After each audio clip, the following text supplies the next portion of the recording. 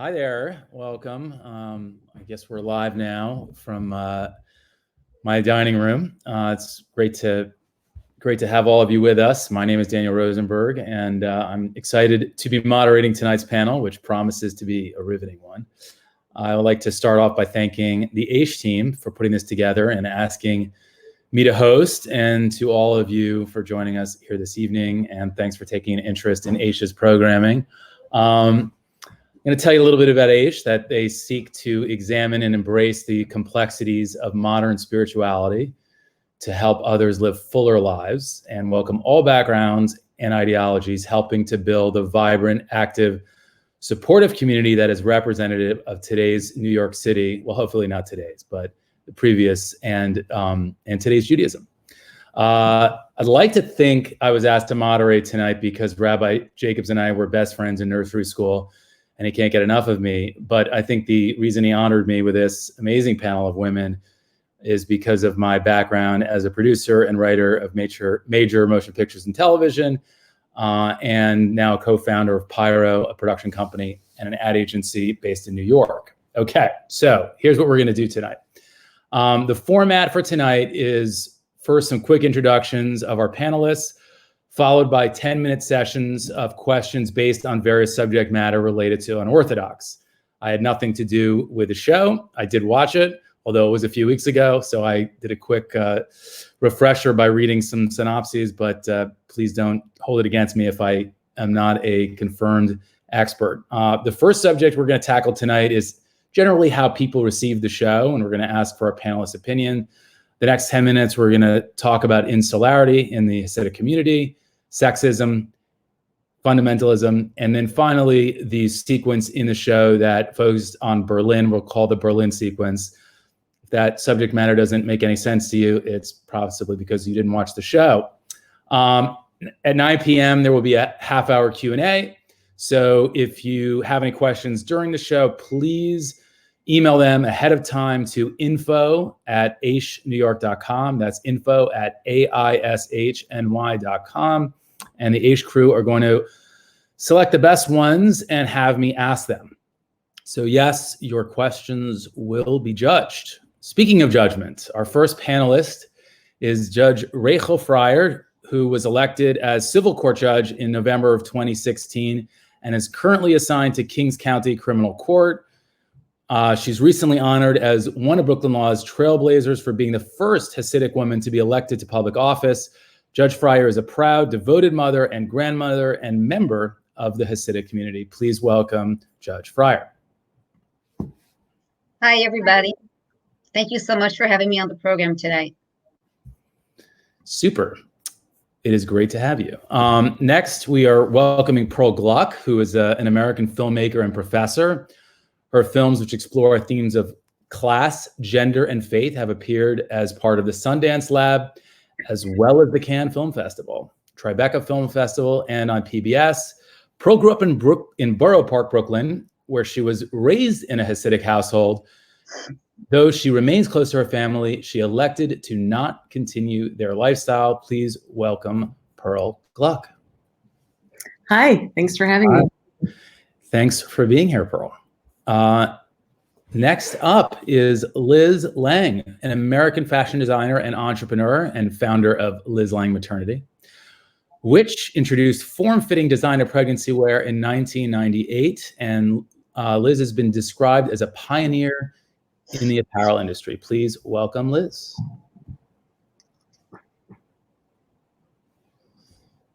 And Liz. All right. First technical difficulty of the evening.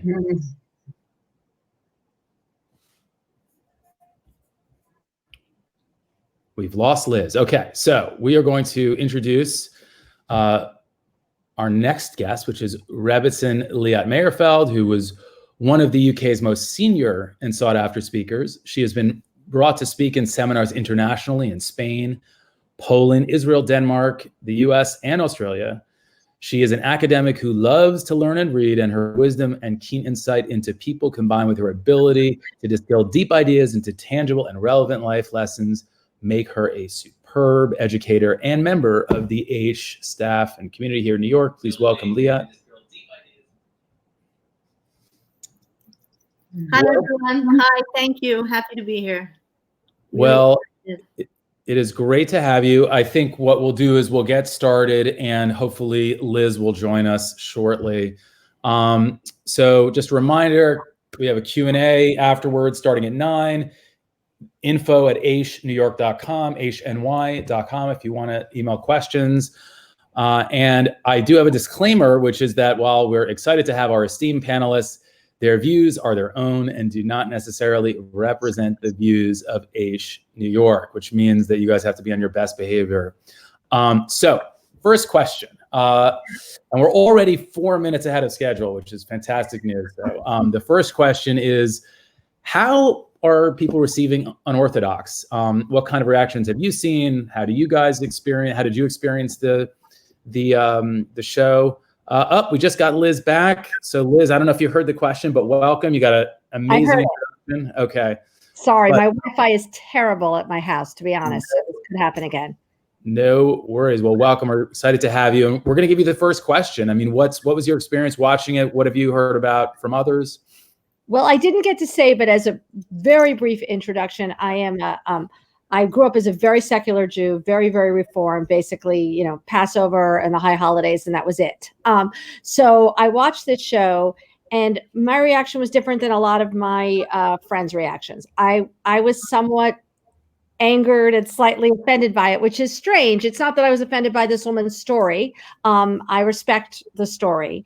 It was more, I felt there was a certain glee in my community, in my Reform community, about recommending this show, loving this show, talking about this show, almost a Tiger King moment. And I guess I felt differently. I don't relish sort of the finger pointing at what we like to call ultra-Orthodox Jews. I don't even understand why we have to use the word ultra in our own religion when it's not used in other religions about more religious groups. So that bothered me. And it bothers me that it feels like it's a trend on Netflix to have a lot of shows about the Orthodox, not necessarily the most positive light. Right. I guess it seemed very well received, though, by everybody but me. Yeah, no, well, actually, I think it's sort of a mixed reaction, and I think we're going to hear about that tonight. I'm actually curious if there's anybody on this panel that actually really enjoyed it, but we'll ask that individually. Let's go to you, Liat. Hi. So I'm not a film critic, obviously, but I think what the film did is that it really brought up a lot of good issues. We've received hundreds of questions sparked by the series. Do people really do this? Do you really do this? Why do people live like this? But Judaism is about asking questions. The Talmud is made up almost exclusively of questions and answers.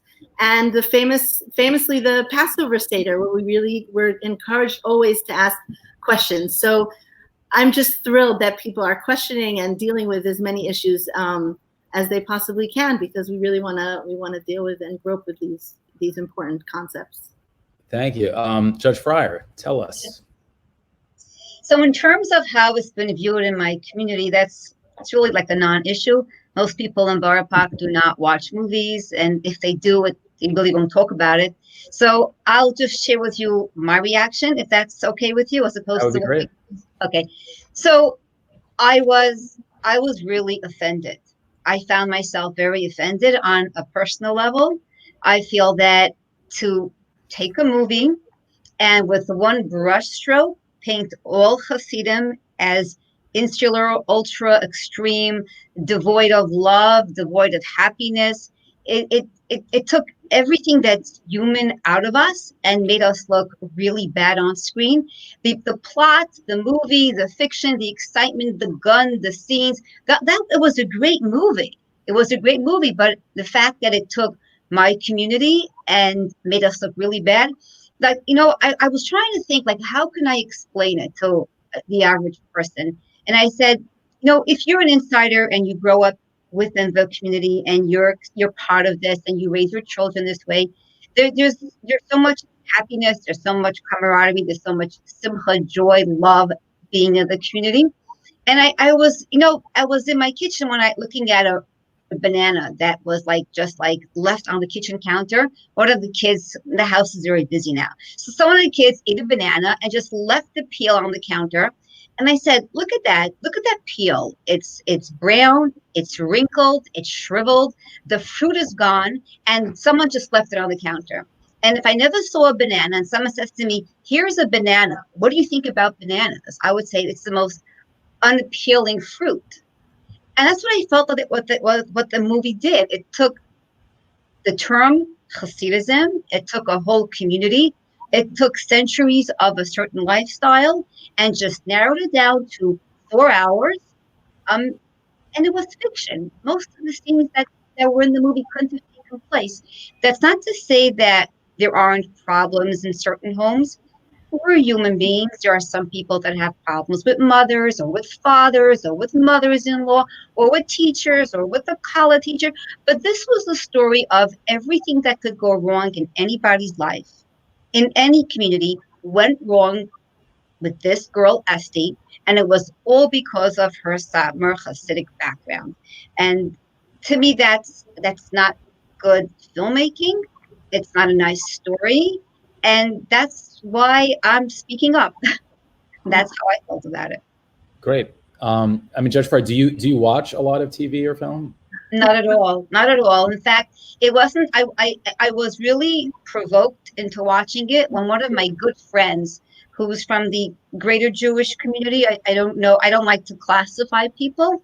So a good friend of mine, I don't know what he observes or what he doesn't observe, but he's proudly a Jewish man.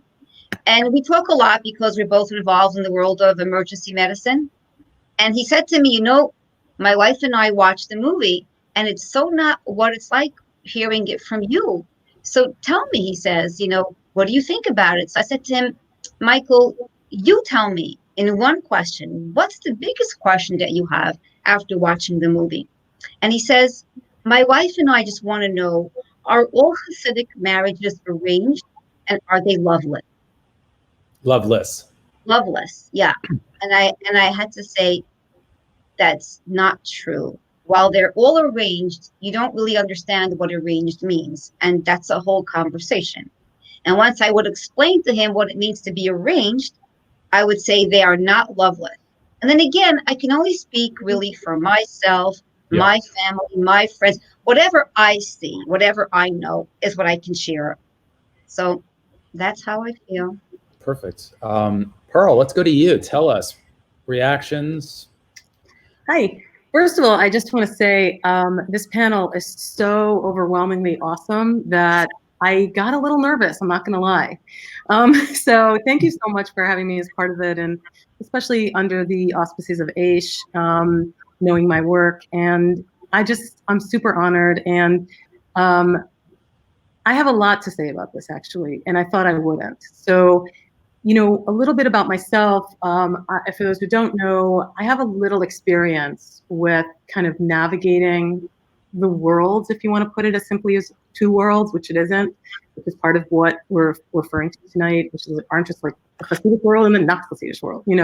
It's so I've kind of lived in a world where I'm looking at the complexities, literally living that line, and doing it with a great amount of care and compassion for both celebrating the life I was raised in and embracing it, and embracing what it's taught me and continues to teach me, because I'm still here. I'm in my father's house right now, and the world that I live in, predominantly, where I also celebrate and embrace what I very clearly and with a lot of decision, which I'll come back to in a second, I'm living. So, a little background, I was in A Life Apart, which was one of the first films that came out about Hasidism in America, and I was the person who walks the streets and decided to get an education.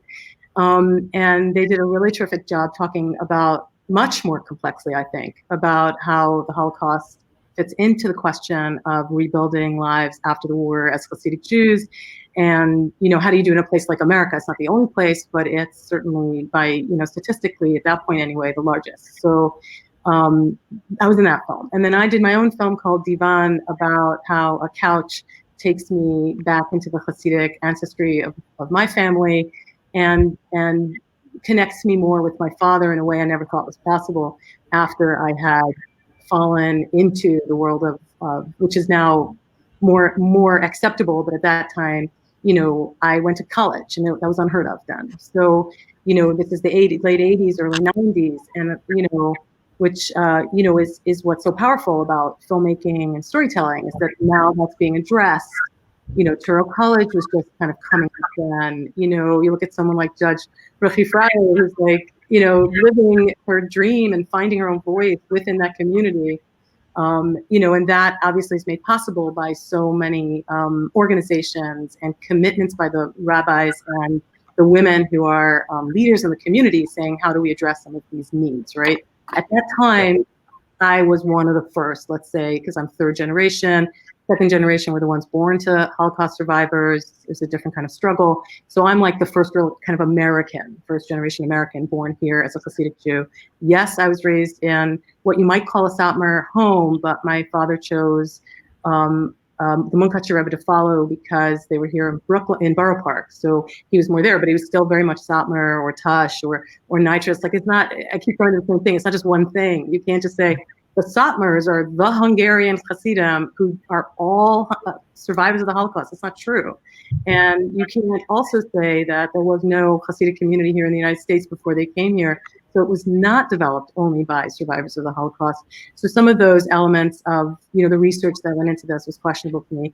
And then since then, I've gone into a little bit more the fictionalized part of it because of the stuff that we're all talking about tonight, which is trying to look at more of the complexity. A lot of them are highly subtle.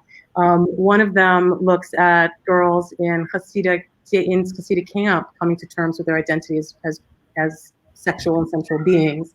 And another one looks, the one that's not out yet, is about a Holocaust teacher who is like writing poetry and loves her Hasidism, and she doesn't want to leave it, but she loves her poetry, And so this is the kind of stuff that I think what I'm hearing is what was felt lacking, I think, in Unorthodox. So you're asking me the reaction I'm seeing. So the reaction from those near and dear in the community, I think, is very similar to what I've just heard, which is that it's outright offensive. And the reaction from people not in the community are asking me, oh my God, is this what you went through? This is terrible, no wonder. And how awful. And now I have to do all this backtracking and just be like, watch my movies. You know what I mean?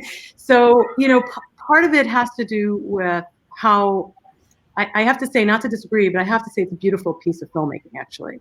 Okay. It follows, as a filmmaker, I feel like it follows the rules of one main character having a very deep desire that she thinks she wants, and then she learns that can't be what she wants. She has to follow what she needs.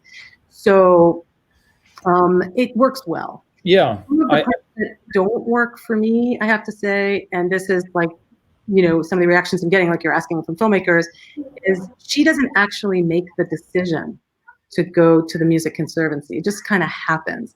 And that's just not how it happens when you leave the community, which we can talk more about later, or when you transition is the word they use. So that's the reaction that I'm hearing. I'm personally not offended by it. I think it's beautifully done. I just feel like it's one person's story, or at least what they created, because it actually isn't even Deb's story. Yeah.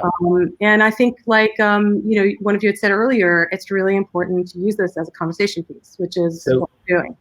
Yeah, exactly. And by the way, just in terms of keeping this going, I think we're going to, we have another 2 minutes on this section. So I want to keep this moving along, and I want to cover a lot of ground here.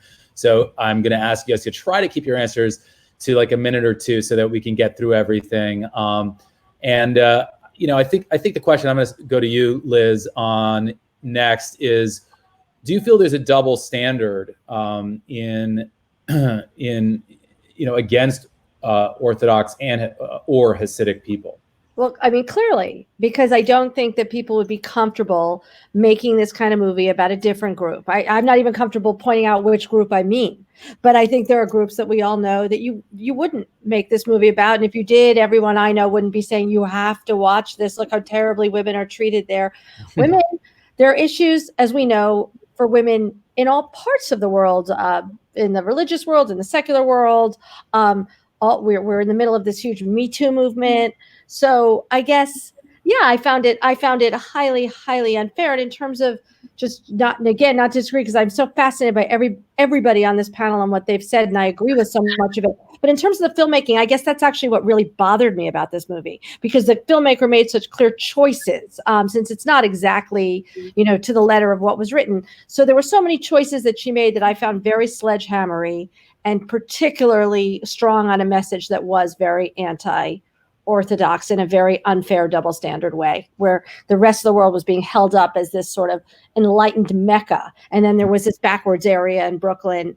And it felt actually to me, and no offense to the filmmaker, although I guess offense, really like I was being hit over the head with something in a very unsubtle way. And I found it to have a huge double standard, and it offended me deeply. Yeah.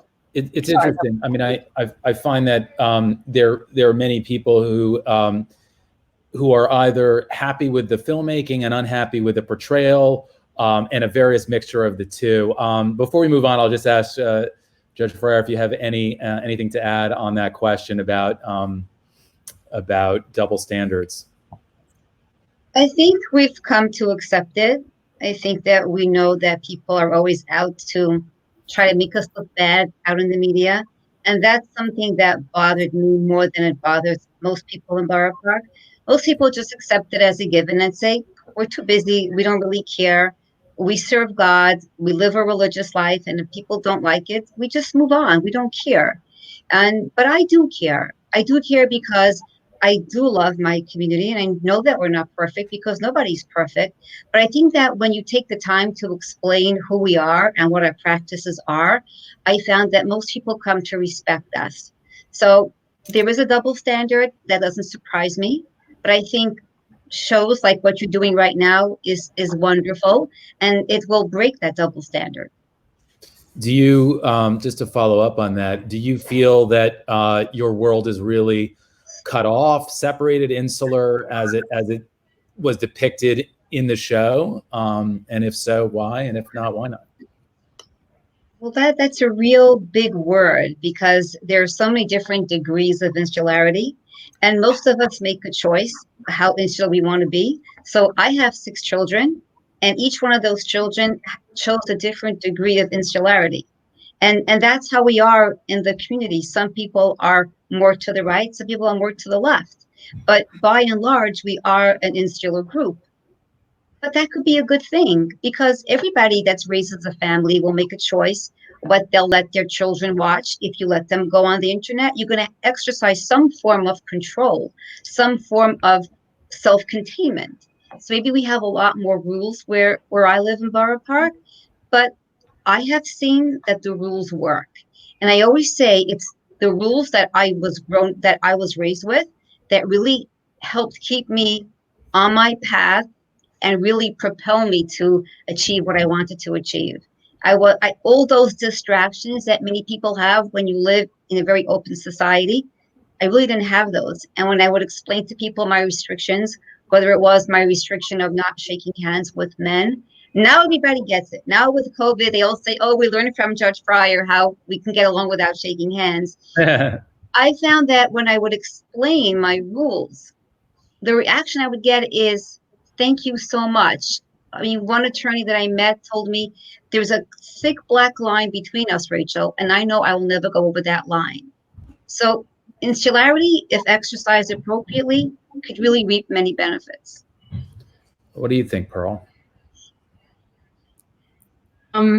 Okay, I've actually unmuted my mic, which we're going to metaphorically say I'm going to unmute certain things too. Let me just preface this by saying I'm coming from a place of privilege, right? I have very loving parents. I have a very loving family, and they and I, and we have all come a long way. But I'm not LGBT. I'm not struggling with trying to keep a child with me in a terrible divorce. I'm not up against a community that would possibly make that difficult for their own faith-based reasons. Without judgment here, I'm just speaking facts. And so keep that in mind when I speak this evening, because knowing that, it actually made it possible for me to do a film like Divan. I think about that all the time, where I didn't have to face any of the realities of what insularity and that black line that you can't cross can do to someone who doesn't feel like they fit in. This is not whether or not Unorthodox did justice to that. I mean, there's so many issues with that particular film and the imbalance of both worlds. This is speaking directly to your question about the insularity and my own personal experience. So it took a level of humanity and respect and dignity to be able to find a way to connect. In my case, and again, I keep saying I'm coming from a place of privilege, please understand that. But there are so many people in great amount of pain for very legitimate reasons that could be tied to what happens when insularity is taken to an extreme. And so I have to say, the work that you're doing here at Aish and so many others, even within the Hasidic community, are doing amazing work trying to explain that subtlety that needs to happen even in that space. So it becomes less of a black line, more of a gray space where people can find their voice and stay within the community. And if I may, I'd like to talk 1 second about Sarah Schneer. It'll just be like a minute. But we're working on this new project to tell Sarah Schneer's story. And we literally just talked about this last night with Naomi Feidman, who actually wrote a book about her, a book about her, and this wonderful filmmaker from A Life Apart, Menachem Daum, and we're kind of exploring what it might look like. And one of the things Sarah Schneer said was that when she started a school for girls, is she wanted to make sure that they didn't feel they couldn't be all of these wonderful things and also from. And I just think that that element might have gotten a little forgotten. I don't know, because I'm not like trying to find an antidote to the situation, but you know, in the level of fear that comes with the global village, with assimilation, with losing faith, that fear, I think, reached probably its apex in the 90s and early 2000s. And now I think there's so much conversation like this one about how to deal with that sense of insularity, which is extremely real for some people and almost life-threatening for some people. And in my case, this led to these incredible conversations I still have with my own family and my friends and my world, both inside and outside the perceived world of Hasidism. Liat, do you have anything you'd like to add to this idea about insularity? So I grew up in Israel in a neighborhood that had people of all different religious levels. And all through my schooling, I thought that everybody got along with everybody. We were all friends, irregardless of the schools that we went to, or some of us kept Shabbat, some of us didn't, and we all got along. And it was only after school when I went to the Israeli army and I met unobservant Jews, if I could call them that, who were so insulated they'd never met an observant Jew before. And I couldn't believe it. And then I was in Jerusalem studying and I met, you know, as you see in this movie, many very observant Jews who had never met a secular Jew before. So one of my main passions is really trying to bridge that and to introduce people to each other and to be open to the other, so to speak. But really, I think there's a range of how isolated every society is. For me, the Jewish concept is that everything is part of God's world, and we need to figure it out how we want to integrate it into our lives.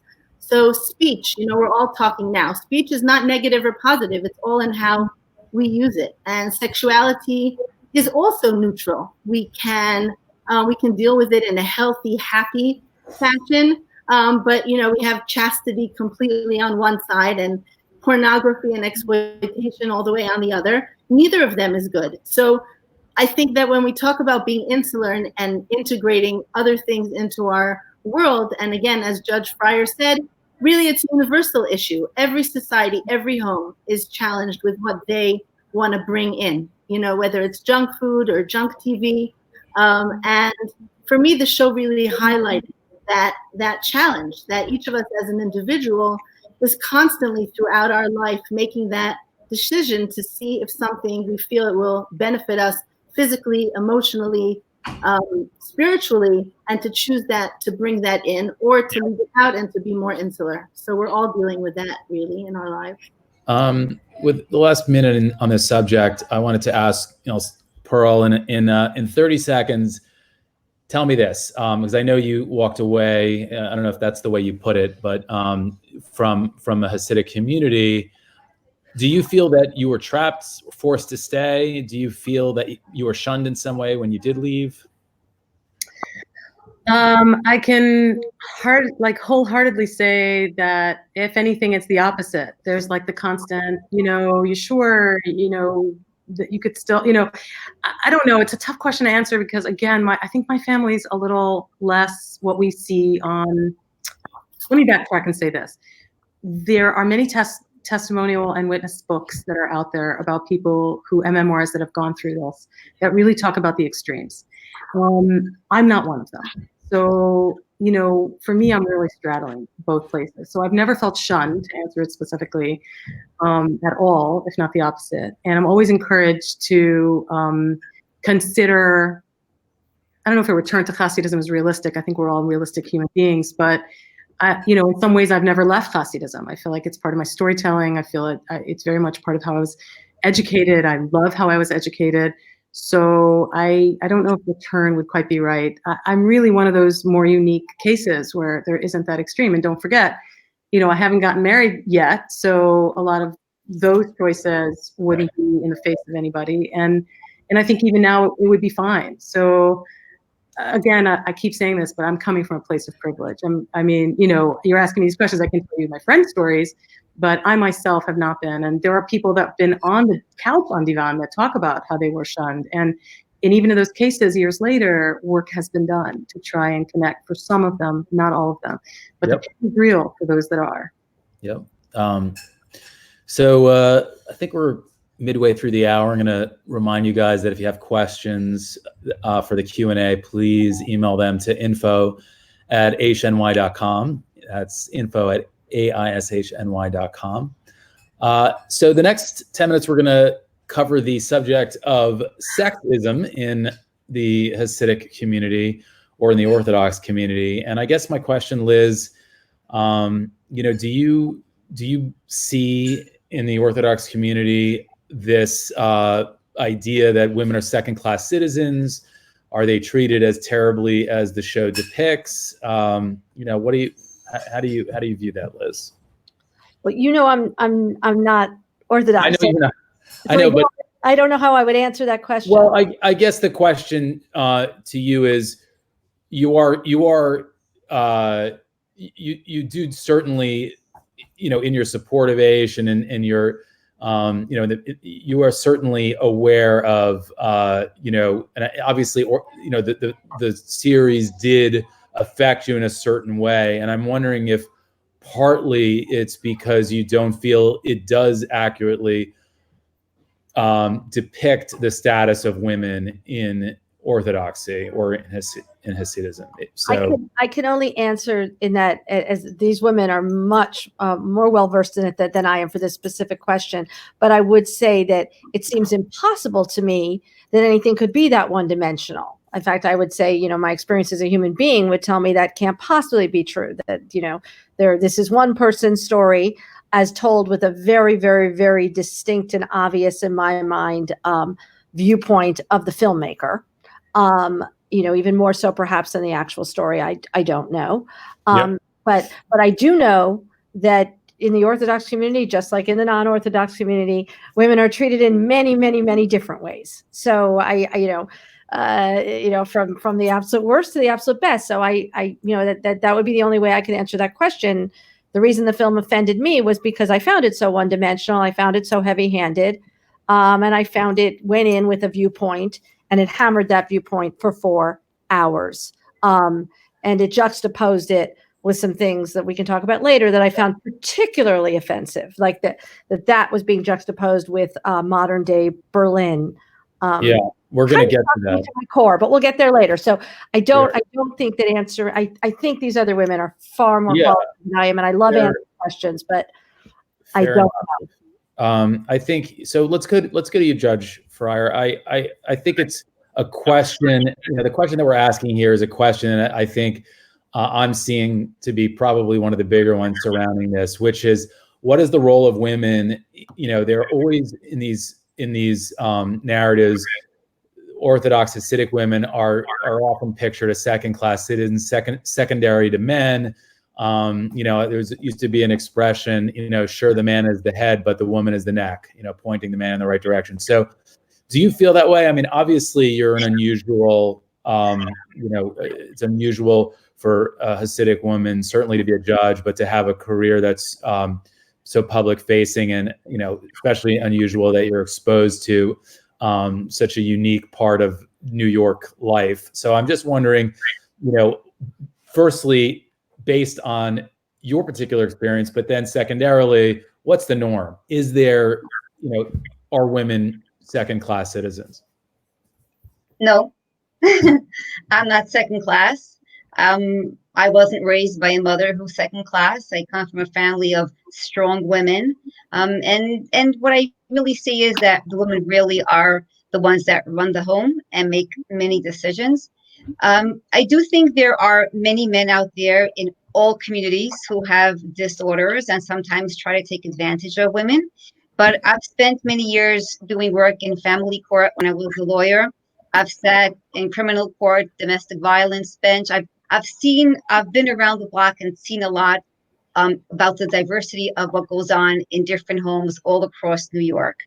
So if I have to look again in after looking out and looking how women are treated here in Borough Park, no, I do not think that women are second-class citizens. There are times when some people will try to use their religion to perhaps have an upper hand. And that goes into the whole reason why I formed Ezras Nashim and why I advocated for these women who wanted to serve as emergency responders, because I felt that a small, select group of men were taking Judaism and distorting it for their own vested interest. That's not the religion. That's not Judaism. And it's not the way Hasidus is supposed to be. But yes, most women are behind the scenes, don't go out like I do. But that's because it's my choice, and because I, thank God, had the opportunity. I do have a very supportive family. And I also have found that many women, regardless of being from the Hasidic community or the modern Orthodox community, even if they've gone to college, don't practice what they have their degrees in. And they just prefer staying home. So a lot of it is just about human nature of men and of women. In terms of myself and the women that I grew up with, we were never second-class citizens. Liat, what do you think about that? Do you feel that the role of women in Judaism as a whole is different than men? Is that something that you feel is a good thing, a bad thing, sexist? So when we ask if Judaism is sexist, I think we need to look at what we're asking. If we're asking, are men better than women, then the answer is that Judaism perceives both men and women to have the same goal in life, to develop their soul and achieve their utmost potential. And that is true for men and women equally. But regarding roles, I think we need to change our perspective a bit. So I look really historically, and we see that in all societies, there were traditionally male roles and female roles. The men worked outside of the home. They built society and commerce and business, and women were responsible for the home, not just the homemaking, but the raising of children, more importantly. And men's role was considered to be more successful. You were a success if you earned a lot of money, if you had power and honor. And when those roles first opened up to women in the beginning and middle of the 20th century with World War I and World War II, women flocked to men's stereotypical men's roles when they had the chance to build that professional life. So men and women were working outside the home. And what we see happen towards the end of the 20th century is that since nobody was taking care of family completely, a lot of it crumbled. People were unhappy, children were unhappy. Really, the people who were the most happy were the therapists, because everybody was in therapy. Judaism has always said that the home role, the developing of people, is central. Men go out to work as a necessity, but really a successful man is not a rich lawyer. but rather one who is a good person, a loving father, a doting husband.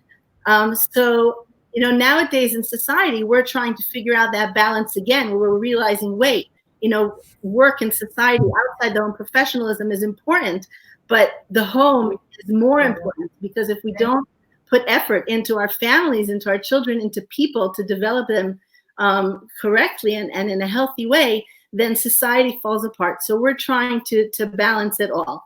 What we see in the Hasidic world and in much of the Orthodox world is that focus never changed. We still have men and women focused on what's always been most important, and that is developing people to be their best selves. Was that portrayed really in the film? I don't know, but I think we also didn't really see so much of the dynamics of what really happened. But certainly the emphasis of the importance of the home means that women who are focused on that role, or men who are focused on that role, cannot be second-class citizens, because what they're doing is clearly the most important job. We're gonna get to the topic of fundamentals in a second, but there was one area of this that I think a lot of people focused on, which is the shaving of when Etsy shaved her head. And I realized that each Hasidic community has different approaches to modesty when it comes to women covering their hair, and Satmars in particular the women do shave, whereas many other, in fact, I'm not aware of any other Hasidic sect that does do that. But I'm going to ask this I'll throw this out to you, Judge, again, because I think you're the only one on the panel right now that is in the Hasidic community. Can you talk about hair shaving and sort of what give a little context here for the people who may not be so familiar with it, and why that's important both to the woman and to the man, and that moment in the film, how did it strike you? Okay. It struck me as being very unfair and unrealistic. In my own family, it's a matter of choice. Some of my children do, and some of my children don't. All the married children, all the married girls cover their hair, but how they do it is a personal choice between husband and wife. And the women who do it wholeheartedly, by and large. Of course, there always are exceptions, but there is this based on Kabbalah that they'll merit good children. And the ones that do it willingly. Some people do it right away when they get married. Some people do it later. And some people who did it at first don't do it later on. Very often it's the men who don't want it, but the women who do want to shave their hair. So you really can't, in one sentence, define what it means to everybody. It's a very personal choice. Maybe there are some neighborhoods where it's more expected, but when we talk about Hasidim, and we talk, like Pearl had mentioned that before, even when you say a word like Satmar, I have cousins that are Satmar. I had my first client when I was an attorney and hung up my shingle were the Satmar Hasidim in Kiryas Yol, and they were the ones who put me on the map because they were so open-minded and didn't have a problem with retaining me as their attorney. So to say Satmar and then say across the board what everybody does, you're talking about thousands upon thousands of people.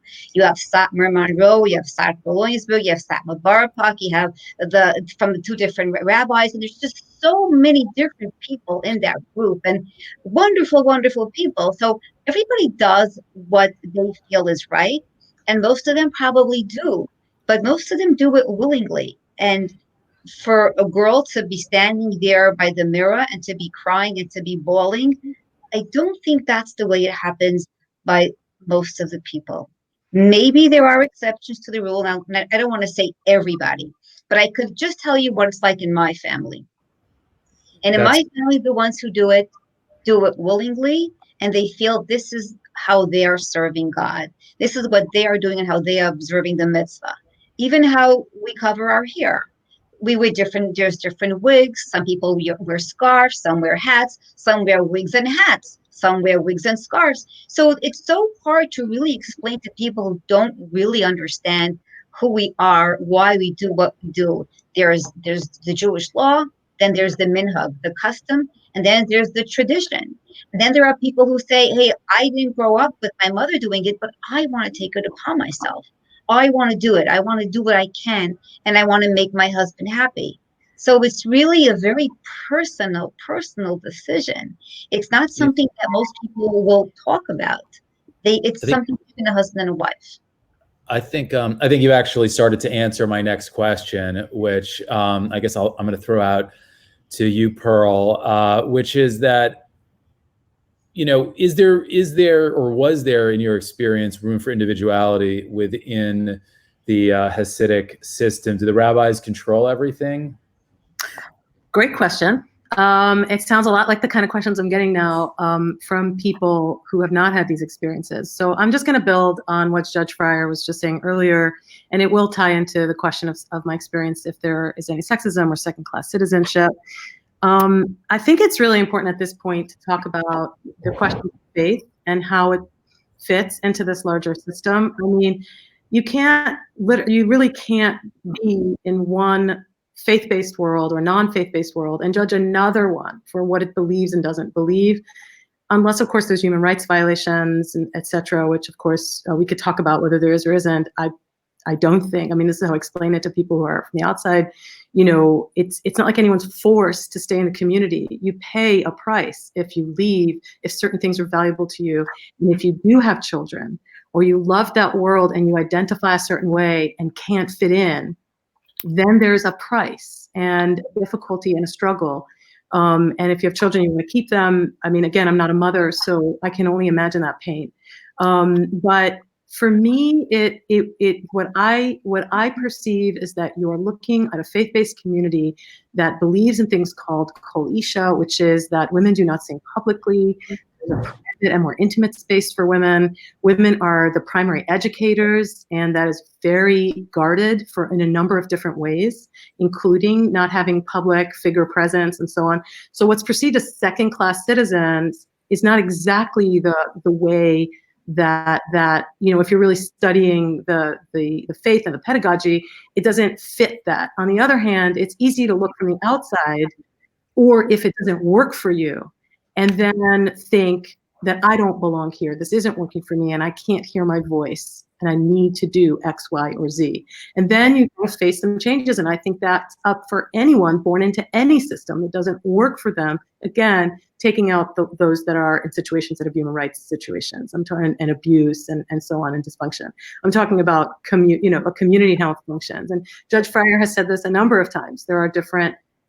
These are issues in almost any fill-in-the-blank based community, culturally based, religious based, and if they come from a particular country, there are certain traditions. So I'm trying not to be apologetic, but at the same time, I just think it's very clear, if this audience doesn't know this, to understand that's what we're talking about. So once within that system, I think there are a lot of people that feel unheard. And then I think there are a lot of people that take advantage of their power, as you heard Judge Fryer talk about. Yep. So this is one of the things I love about what Judge Fryer has done with starting this women's only EMT program, with being out there with her education, with her faith, with her motherhood, and embracing her Hasidism in the way that she feels empowered to do so. And, without giving away too much personal information, I look at my sister-in-laws and I look at my nieces, and I do not think of them as second-class citizens, and I know they don't think of them. And then let's talk about, grandmothers, great aunts, and are there examples of people that didn't feel that they got their voice heard? Sure. And you would have that not only anywhere, but when you have it in a situation like this, where if you love your faith, it can be extremely painful because you want to stay in that world, or you love your family and you want to stay in that world, but no one's forcing you to. So the place of choice is there. It is not untrue, though, that men are the public figures. And since if we are talking about unorthodox, I will say this: there's a clear distance between how the Hasidic women are represented and how the women outside of the world are represented. They are so beautifully diverse when you get out in that world. And I think they really missed the mark, not showing the diversity of women in the Hasidic world. Not even just in Satmar or not Satmar, in ultra-Orthodoxy or whatever you want to call it. There are certainly like pushy mother-in-laws that are pushing their nose where they don't belong. But is every single woman that lacking of love and compassion. And it's not only not my experience, it's just not I don't think it's anybody's experience. I think we all have people in our worlds that disturb us. I mean, I worked on a film about sex trafficking. So, I'm not coming from a place of like, everyone's happy. Even when I listen to those survivor stories, there's always someone or two people in their world that gave them a sense of loss or something when they had to leave that world that they were raised in or have gone through. So the life, So if, and I'm not comparing Hasidism to the life, but I'm saying if it's really that horrible, even then there's those strings. I mean, any therapist will tell you that pulls them back into this world that was just so horrible for them because there were some that loved them. And I feel like they dropped it when they didn't show that. That's certainly not my experience of women in the Hasidic world.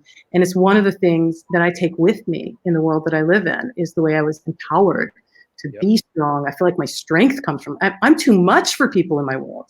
Like they're like, like I'm Hasidic, or wait till you meet Hasidic women, you'll get it. We're strong, we're empowered to speak our voice. So again, I just want to be really, really clear. I get that in some communities, they go too far. And they have issues, and then there are people like Judge Breyer who are trying to fight them. But in general, that's not, that subtlety that we all have in our lives about people that we know is here too, or there, or however you want to look at it.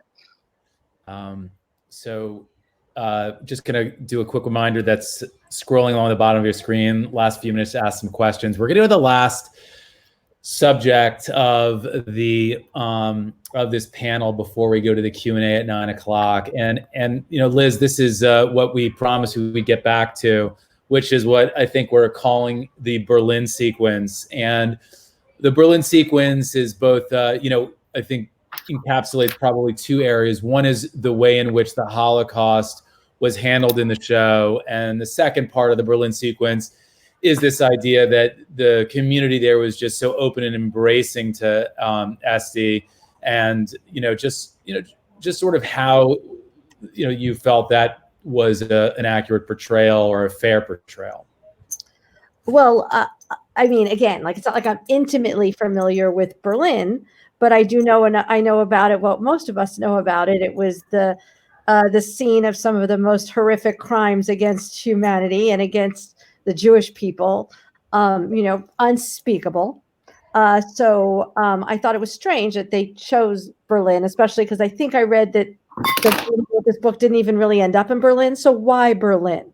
And they held up Berlin as a place where, anything and everything is possible and wonderful in this enlightened, sophisticated metropolis. But again, to me, Berlin is a place where Jews were dragged from their homes while their neighbors pointed at them gleefully, marched down the streets to their deaths. Just not that long ago. Maybe some disagree with that. And then there was that scene, if this is the moment to talk about it, there was that scene where she has this freeing moment in the is it the Wannsee Lake or is it the Wannsee River? I don't even know, because I just hear the word Wannsee and I only think of one thing. Once again, and I've been there. Wannsee is where the very, very famous conference happened in 1942, where they all decided, how efficiently and quickly they could kill all the Jews. And I've read the minutes, and it's if we, move them into the gas chambers every 5 minutes instead of every 10 minutes, we'll have much higher production rate. It was held on that beautiful lake, and that lake is run by homes where wealthy Jews had their second homes before they were murdered by the participants in that conference, and many of the German participants as well. So yeah, I mean, honestly, like I can't put too fine a point on it. I guess I'm not being as as polite about it, perhaps, as my fellow panelists, and for that I apologize.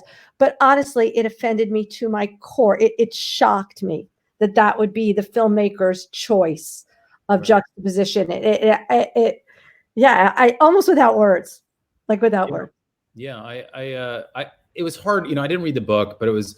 I tried to look at. The book is positioned as a memoir, but when you read about the series, it is positioned as a fictionalized version. So my experience in developing underlying IP like this is that it very often departs entirely by the time it ends up on the screen. So it really is the writer director who should be answering these questions as to why those choices were made. We have a few more minutes. I guess we'll do one more question. We'll ask this question to you, Pearl, about how you reacted to that sequence.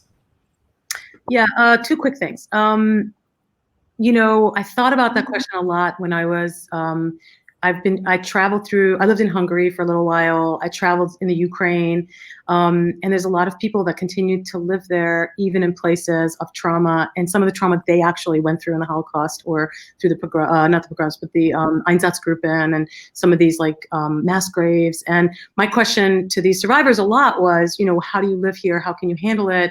And their response, even I'm talking about the older generation now, is, well, where should I live? This is where I live. And I actually think that was handled well. I appreciated that. And I think I think it's important to show that reality and not so much, I think it's important to show that people struggle with a level of history that we as Americans don't fully get.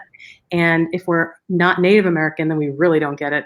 But, or even African American, we just don't get what some of these places feel like to someone who has been through a major trauma in our home space. And so I think that's something that I thought they handled well. What was tricky, and it is true in Deborah's story, she went to Berlin. That's where she went.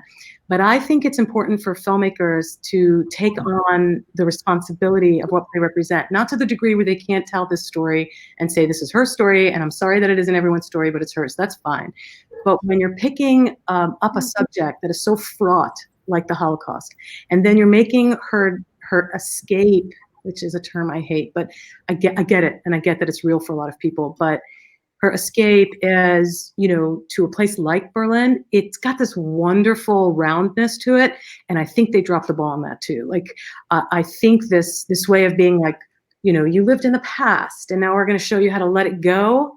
I think that was highly problematic because a lot of the Germans I know don't just let it go. So again, I think that would have been so beautiful if it could have been handled with a level of subtlety some other things were handled. For example, I think the men were written really interestingly in the Hasidic community.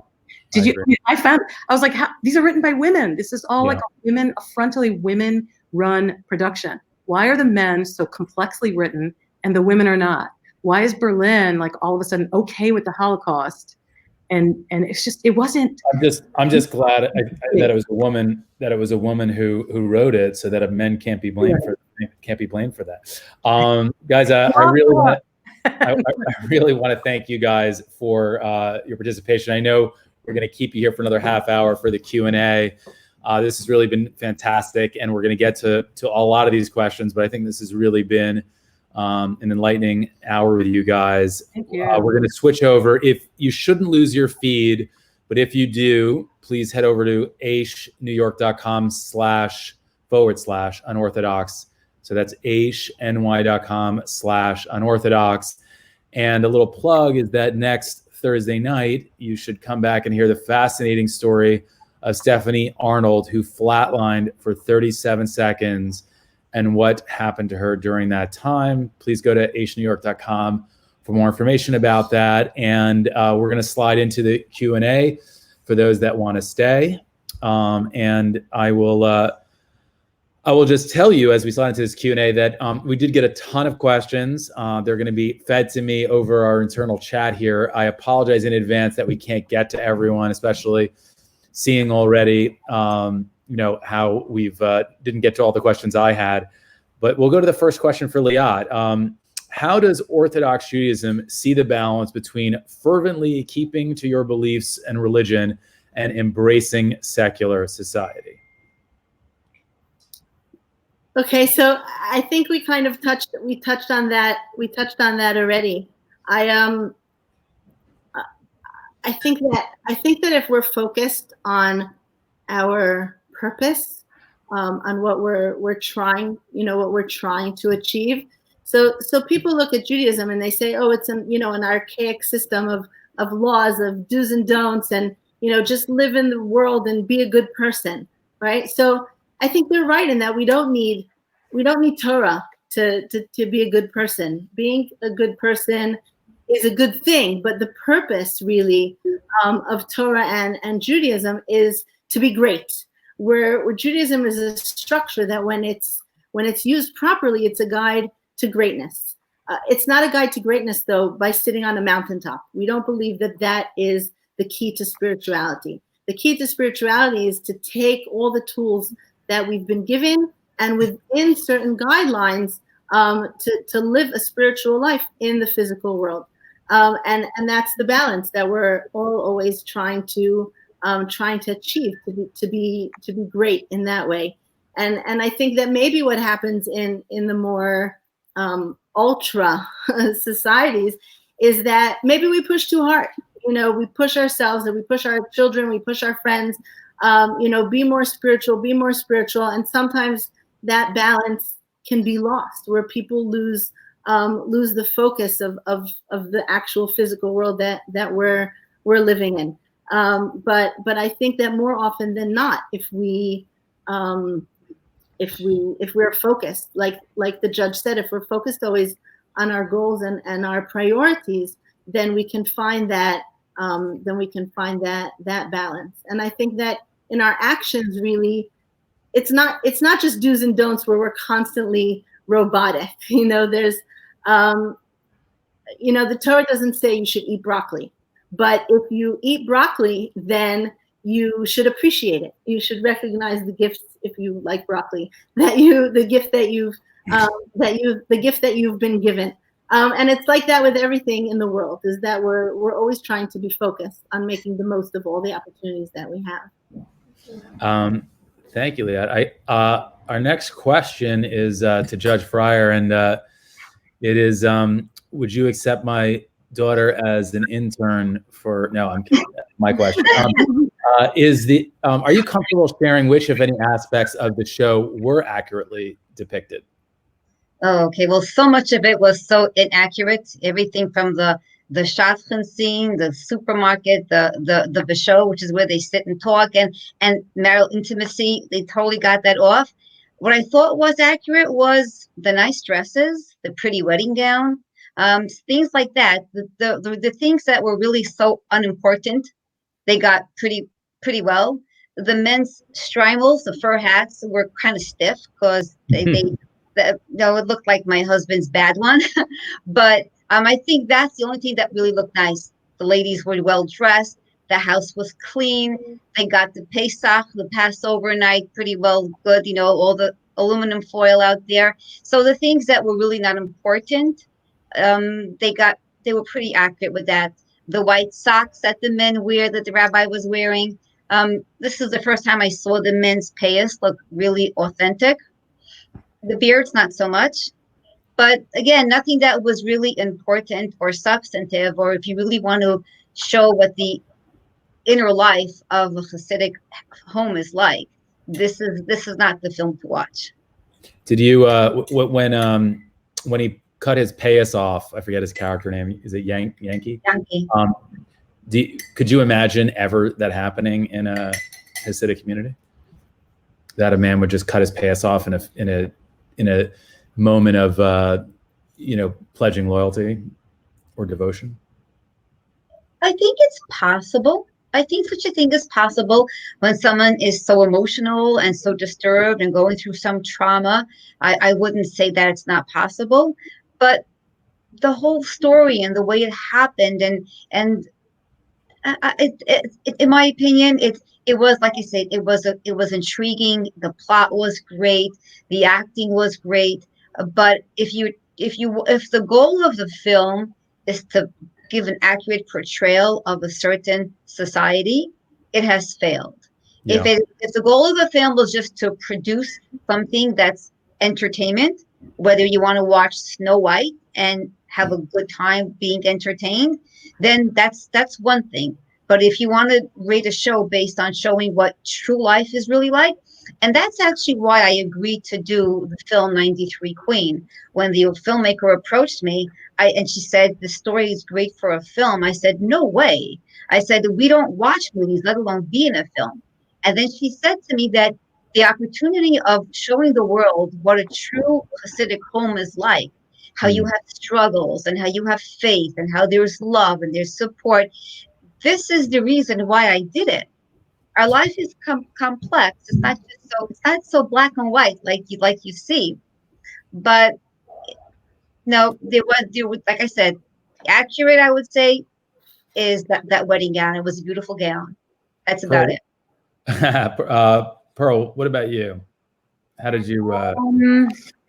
I mean, from a perspective of a filmmaker, I think that they managed to do something really special about giving a sense of a location. Like I feel like they captured a sense of Williamsburg, a sense of Berlin. I've been there too. So I think that was good. I agree the casting was amazing. And whoever, Ellie Rosen worked with them on the Yiddish, and I think that was very accurate. I also have to say, along with everything else I said, I will also say that this really did very well capturing the darker and more difficult side of realizing that you may not fit into a world that you love. And I think they skipped the love part, unfortunately. So the part that I didn't buy the fact that her mother left and she really wanted to stay there and be with her grandmother. I think that could have been developed more, that love for her grandmother. So that part lacked major authenticity, like all the stuff she did with her, so we can miss it too when she's alone in both places. Yeah. But they definitely accurately portrayed the being alone there but missing that other piece. And on the other side, I think they accurately portrayed how scary it is and how unprepared, at least when I, in the late 80s, early 90s, how much we had to teach ourselves in order to exist. I don't think that's as true anymore for predominantly in the Hasidic world, but again, there are groups that are extremely isolated, and that would be true. So, and yeah, mostly location, like there's a real tonality to it that I thought was powerful. That's an interesting perspective. Liz, let's go to you. And this is a question that came in from someone who said they were surprised that a, quote, secular person is defending Orthodox Judaism. Don't you think women are treated much better in the secular world? First of all, my critique is really with this miniseries, with the way it was made, with the point of view that the filmmaker, which I keep saying, really, really, really, I thought in a very heavy-handed way wanted to get across. That offended me as a Jew. Secular, I don't know what that means. Reform, not reform, conservative. That just offended me as a Jew. As a woman, I don't necessarily think that women are treated better in the secular world than they are in the ultra-Orthodox world. Aren't we living in a time where many people are claiming, I am not saying this is the case, but many are claiming that 1 in 4 every woman that's sent off to college is date raped. I've mentioned this Me Too movement. It's going on like crazy. Every woman is accusing every man she's ever worked for of potentially raping her. Again, I'm not saying it may be true, it may not be true, but so I'm confused as to why we think at all that women are treated much better in the secular world than in the religious world. I would have no way of judging that, but I presume it not to be the case. Wow. Interesting angle in there. I would say, so Liat, let's go to you about a question that came in. How do religious Jews look at non-religious Jews and non-Jews? What is and it's actually a question that I was debating earlier with a friend of mine about this idea that Jews are, the chosen people, whether they've deemed themselves that or whether other people have deemed that upon the Jews. So, how do you feel that religious Jews look at outwardly at non-religious and non-Jews? So, I think one of the basic premises for me in the greater Jewish community is not to judge, is that you never really know who a person is and what he's achieved just purely from the outside. The Talmud specifically tells us, you never know whose blood is redder. We don't know whose life, so to speak, no one's life is worth more than anybody else's. And we each start at a certain point and are working our way through the challenges, each one what we've been given, and trying to be the best people that we can be. Having said that, I think also that the concept of chosen people has been very misunderstood by a lot of people, and often, unfortunately, by religious Jews, as meaning that someone who upholds the religion is chosen or is worth more than someone else. My understanding of that is that really, we do say that we've heard God's word and that we claim to be living it, and we have to do our utmost to do that. But when we mess up, so to speak, then we need to be better. Being Jewish means to be an example of living a godly life. And part of that is also recognizing others and honoring other people for who they are in the life that they lead. And I certainly can say for myself that I have met the most incredible people, really spiritual, beautiful, smart, beautiful inside, smart people on the entire spectrum of Judaism and non-Jews as well. And I think we have to respect and learn from every person that we meet. Well, I know what my perspective is on this, considering I met Rabbi Jacobs and I met at a nursery school called Community Church, and then met 30 odd years later as observant Jews. So I think, with that perspective, I would actually love to hear from Judge Fryer how, not just you, I think the community typically looks at non-religious Jews. I think, there's a lot of sensitivity around the fact that people who've experienced religious Jews in New York may feel that they are dismissive or, and how do you react to that? Sorry about the background noise. That's my radio going off. That's what makes it fun. Yeah.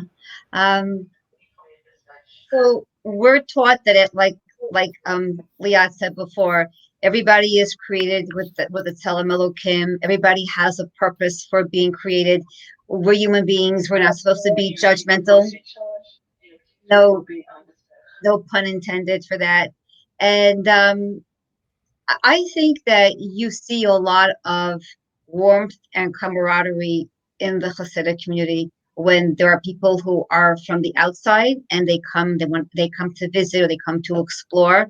I know I've had many times around my Shabbos table, people from outside the religious community come, and my family has been always very warm and very welcoming. So I think that we understand and we know that everybody has a purpose. Everybody has something that we could learn from and that we can give and we can share. So that's my experience. That's what I see. I muted my mic. So we're going to go to Pearl with the next question.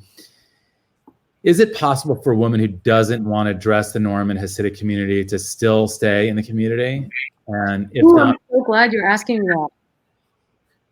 Wait, well, I don't get any credit for this question, but I am glad you are so happy. Mm-hmm. What was the if not part? Oh, just if not, why not? I'm glad you asked that question because I forgot to say something earlier because I was kind of getting off on the whole women empowered to speak. And of course, again, keeping in mind there's a group that don't allow that for women, but predominantly that's my experience. So I don't know if you guys know this, in addition to some of the other things we talked about, there's a whole Instagram world around, and Liz, you must know this, around reconsidering Yiddish fashion, how to make, like we talked about earlier, this is very faith-based, this community, and you cannot judge people for what they deeply believe as long as they're not hurting others, right? And so there's a lot of tznius rules, for those who don't know what that is, that's a level of modesty for men and for women, so we can have that conversation another time. But for women who want to keep those rules and be fashionable, there's kind of this whole Instagram explosion around women owning their own businesses, becoming designers, certainly with the wigs. I mean, some rabbis feel it's gone too far, some, et cetera. But there are women that are kind of like, one of them's my niece that has her own, wig making company. And so back to like women in power and running their own businesses. But can women dress how they want? I don't live in this world, but I'm surrounded by people that do. And I get the sense that, again, if you live in this world and have chosen to do so, you make it work in the way that speaks your language. So if you want to be more kind of edgy or whatever your look and feel is, sure. If you're not comfortable wearing those clothes and that's your reason for making this huge break out of a world that might be super meaningful to you, that's your choice, you know. And again, there's a price to pay. I mean, I'm not trying to be cavalier about it, but I still wear black. I'm like, I feel like sometimes I dress like not to be, you know, lahavdil, but like I feel like I dress like a Hasidic Rebbe. Like I'm always in black, and I'm always like wearing the same thing, you know, same kind of That's outfit. because you live in New York. But that could be because I'm in New York. Exactly. But yes, I think that women can absolutely, my experience has been that the women I've known in the Hasidic world, and there's certainly many, they dress how they want, you know, kinds of what they believe is modest. This is a question that actually came up that I thought was an interesting one. Is it true that if a mother has a young child and wants to leave the community, that she has to leave the child behind? Judge Fryer, is that something you've experienced? So as a judge, I really can't speak about the law or cases or, you know, things that are politics. So in general, I think the decisions about childcare is what's the best interest of the child. I think that's about the most I could say. I think many times it's a case-by-case basis. And let me clarify the question. In the Hasidic community, when we see a lot of these stories about people leaving, women leaving who have children, is the custody battle usually about whether the parent is staying within the community and the community gets to keep the child? Is that, I think that's the question.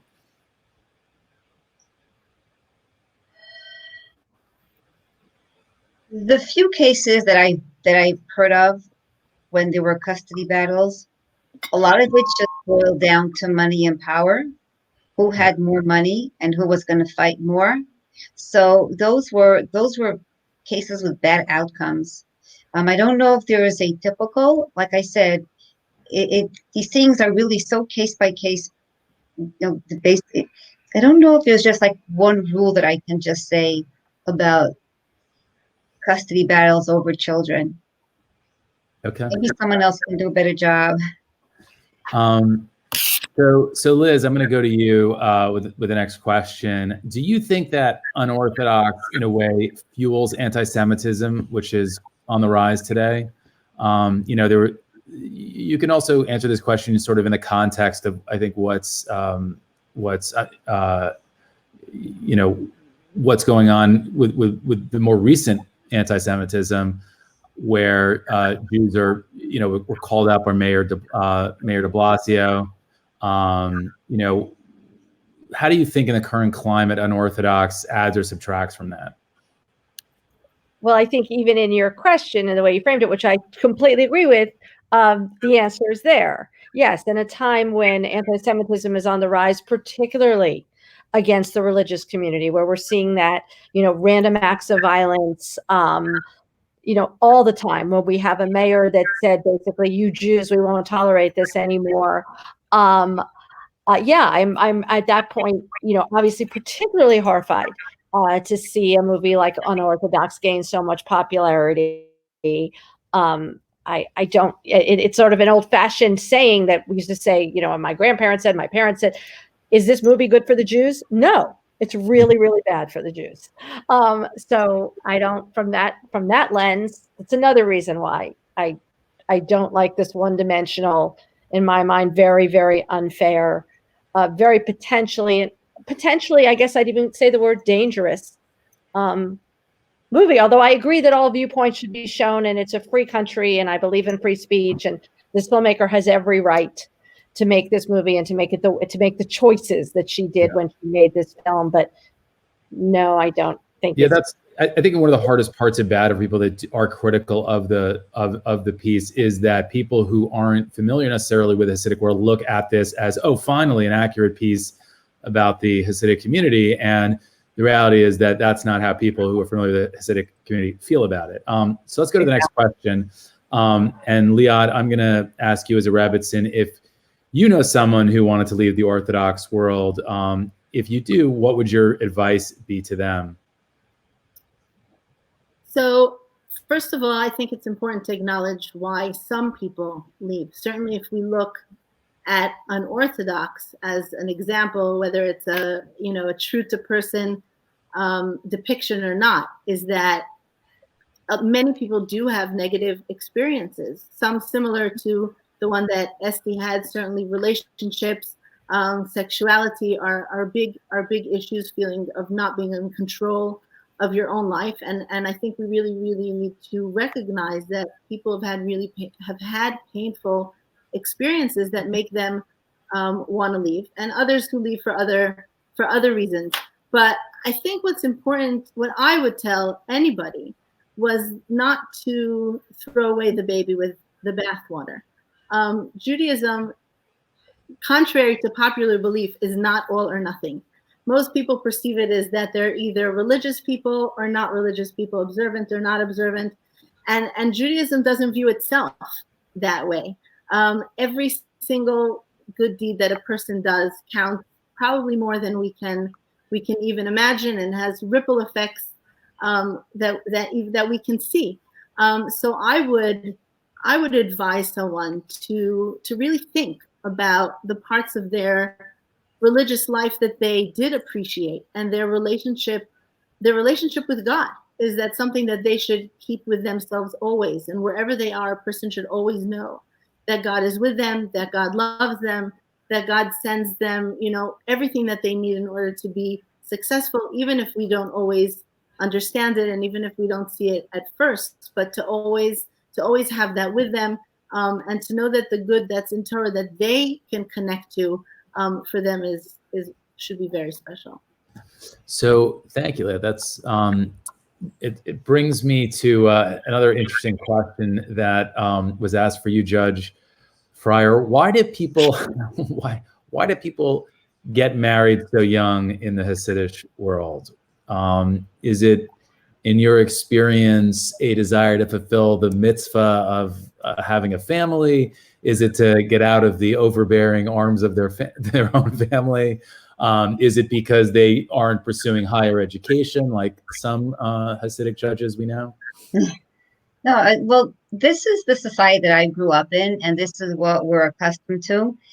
In terms of how young is too young, some people will say 18 is perfect. Some will say 19. Some will say, nope, I'm not letting my kid go out until she's 21. So not everybody gets married at the age of 18. But we do feel that when we marry off our children, that they're ready for marriage. And since it's so important for us to start our own home, that's really what we wait for that day. We wait for that time. But if we feel that one of our children is not ready, then we just don't push them. And, even the question that people have about women being perceived as baby machines, and we want to have children. We want to have large families. This is something that really, like Pearl was saying before, to understand the faith, to understand how important these Jewish values are for us, is really what helps the people understand why we do what we do. And I think if you just look at the statistics in terms of, like, in the grand scheme of American society and what the statistics are in terms of successful marriages, I think the Hasidic couples do a pretty good job. I think we do a pretty good job in having successful marriages. Again, we're not saying everybody, because that wouldn't be true of any society. But I think getting married when you're young and when you're more pliable and you're willing to change and grow together is really the best way. Now, my husband will tell you that when we got married, he never thought that I had to go to law school. He never thought along those lines. But we grew together. And that's how we were able to help each other. It was my goal to help him in his Talmudic studies, and I supported him while he was in Kollel. But my personal goal was I wanted to pursue the law, but I was not going to compromise. I prayed, God, please help me. Help me succeed in my dream without compromising my values. Because like Pearl said, my community means the world to me, and I'm not going to let go. And I would tell anybody out there, everybody has values. Everybody has their values that connect them to God. And whatever your values are, don't think for 1 second that you have to compromise those values to be successful in the secular world. Because when you show people who you are, they're going to respect you for it. In fact, they won't even let you let go if you want to. So that's if my message to you all is, what you see us do to the outside may seem strange, may seem overbearing, marrying our kids off so young, but these are things that we do because we believe in them. We believe in our mission and our purpose, but that doesn't discount our desires of having stores, becoming designers, becoming professionals, whether it's therapists or nurses or doctors or lawyers. One of my judicial interns last year was another Jewish grandmother from Borough Park, and now she practices criminal defense work as a criminal defense attorney. And there are opportunities out there. So whatever your ambitions are, just go for them. So on that really uplifting and inspiring message, I think I'd like to end this in the last 5 minutes going around the panel. We have 4 really impressive women here to really give your parting thoughts either on this conversation, on the film, and let's start in the order in which you came in, whatever your parting words are, and I am fortunately going to have to hold you to about 1 minute each. Judge. Oh, okay. So I thought I just kind of gave it out already, Okay, but I'll just say it again. I think that people like myself from the Hasidic community, I'd like to say I speak for the silent majority. Most women will not get up to speak. We all have friends in different walks of life, and we appreciate their friendship. I love having friends that have different perspectives. So for us to be able to share who we are, especially for me to have this opportunity, is really wonderful. I'm so glad that I was invited here, and I would even allow people to follow up with questions to my personal email, because I think it's so important to give those assumptions, because most of the time they have wrong assumptions, and then take a Netflix series that comes out that just exacerbates these negative assumptions. So my message to everyone here is that there are many Hasidim who are very happy and very fulfilled, and who'll be very happy to share with the general public the beauty of our lives. Thank you. Pearl?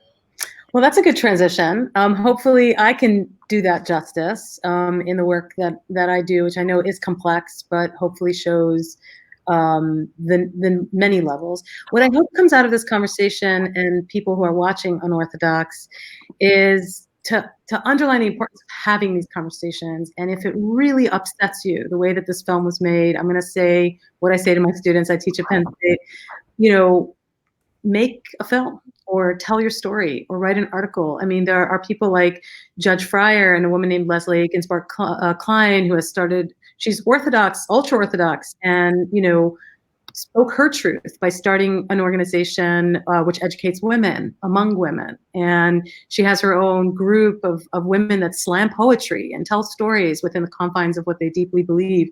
So for me, it's all about, staying true to your voice. Clearly that is the life I've lived, and I encourage others to do the same, and safely, obviously, and with respect and dignity.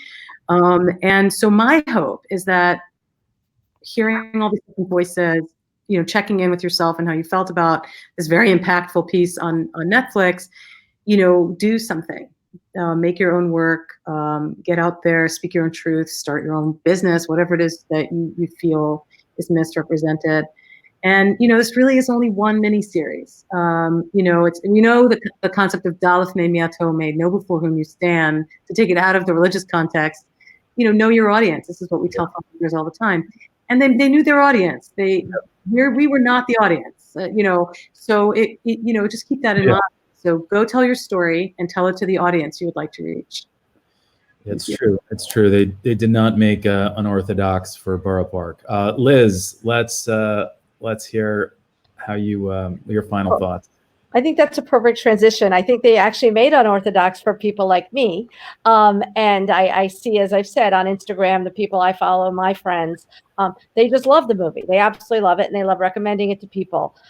So I guess I would say to my own community, and I could say this even to myself, maybe we should think a little bit before we are so quick to judge the more religious Jews, the ones that if, Judaism does survive, which hopefully it will, we probably will have them to thank who are keeping our traditions alive. On a final note, and again, maybe it's very harsh, but I hope that we Jews, especially we more Reformed Jews, can hold some of our enemies to the same high moral standards that we hold our own fellow Jews to. So, like I said, but I'm thrilled that we're having this conversation. Amen. And Liat, over to you. So my first message from the movie is for mothers-in-law everywhere to take a step back.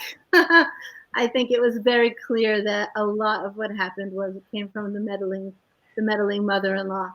I really hope that Unorthodox causes the religious world to rethink how we treat those that are maybe a little bit different in society, what opportunities that we open up for everybody, and especially for those that really maybe need something more than the average normal. And also what we really didn't talk about today is sexuality, and for people to be able to deal with that aspect of themselves in a healthy way. And also I think for Jews everywhere, really, for us to keep questioning. There's no such thing as a stupid question. Certainly here at Aish, we're always open to hear anybody's thoughts and queries about anything in life, and to pursue your dreams. That everybody as an individual has a unique place in this world, and every person is precious. And maybe like the movie, like on the show, the music, really, that that each one of us makes a difference. One small violin changed everything for the conductor, and that's how it is with people. That everyone makes a difference, and together we really, when everybody plays their role properly, we can create a symphony. So, well, thank you, and I want to thank all of you guys. This really has been great. I can see from the feedback from the audience that even though it feels like we're doing this in a vacuum, the five of us having a conversation and just not aware that there has been a really overwhelming positive response to this and the points of view. And, I think we, in fairness, tackled a lot of information and tried to give our own personal point of view here. But obviously there's a lot more nuance here than we had time to cover here. But thank you, Aish. Thank you to all four of you. And I am grateful to have hosted this. It's really an honor with this incredible esteemed panel. So wishing you well and to stay safe. And until the next time we get this opportunity, hopefully in a more positive experience. Cheers.